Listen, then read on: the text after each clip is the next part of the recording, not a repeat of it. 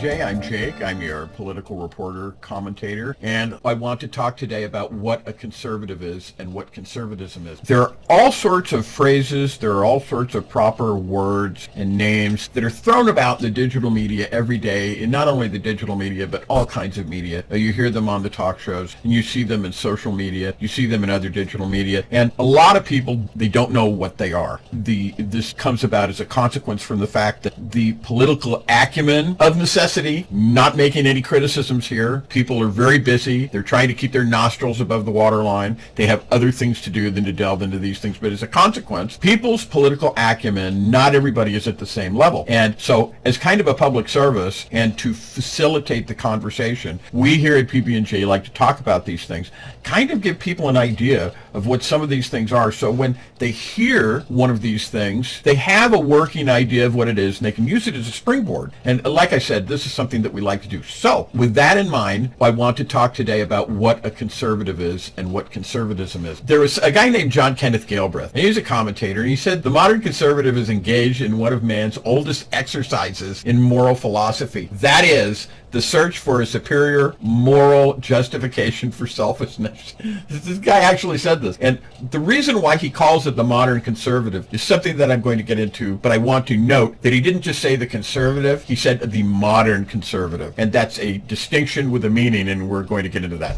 But the people that call themselves conservatives, in most cases, they're really not. These are instead, they're right-wing radicals, they're right-wing extremists. They can be thought of in the most traditional term, but this is not the only one. The most traditional term is reactionaries, and there are some of them that actually are embracing that term.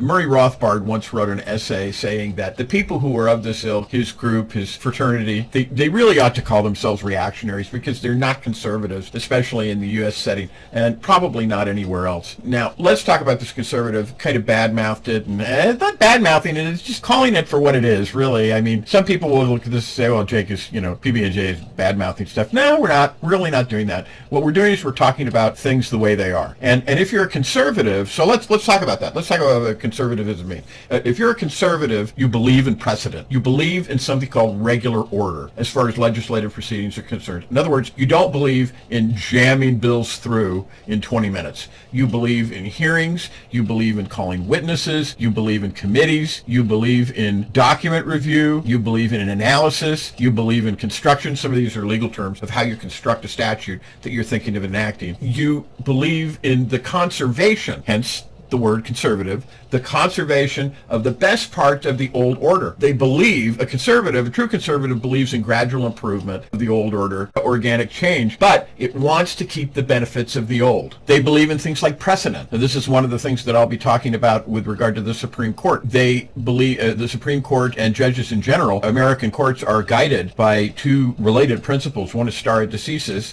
which is Latin. It means let the decision stand. It stands for the proposition that law should not be lightly overturned. And there is another one that is called res judicata. And res judicata, once again, Latin, go boy Latin for anybody who knows it, and it means the thing has been judged. And the idea of that is if it's been judged, leave it alone. That's the law. Don't be turning around every time and changing the law. The thing has been judged, let it stay. And like I said, stare decisis, res judicata, these are two things that the Supreme Court right now is not engaging in. They're overturning laws that have been in place for a long time. And I realize I'm getting off of the tack a little bit on conservatism, but this is what conservatives believe in. A conservative, whether he's a judge or not, believes in this. They believe in stare decisis. They believe in a slow and gradual change, but preserving the best parts of the old order. They believe in custom. They believe in tradition. They have a certain respect for the status quo. In other words, on the other hand, here we see people who they want to create something that is not the conservative of the best order, gradually improve through organic change into something keeping the benefits of the old. These people don't want to do this. And as I said, a conservative is someone who's interested in tradition and custom and precedent,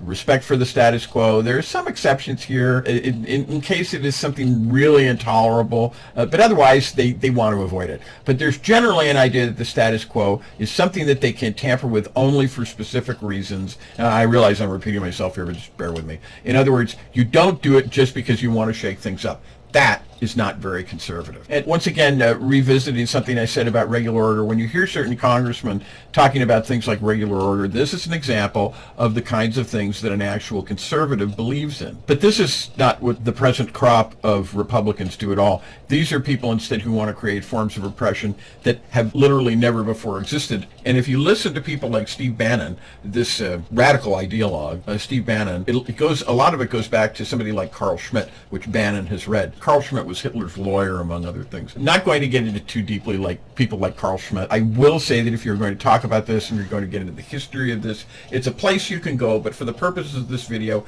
we're not going to do that. But anyway, that is it for this video, and now you know a little bit more about that, and you can talk confidently about it, and you can be more of a benefit in the political process. So that's it for now. I'm Jake, this is PB&J, and we will see you in the next video.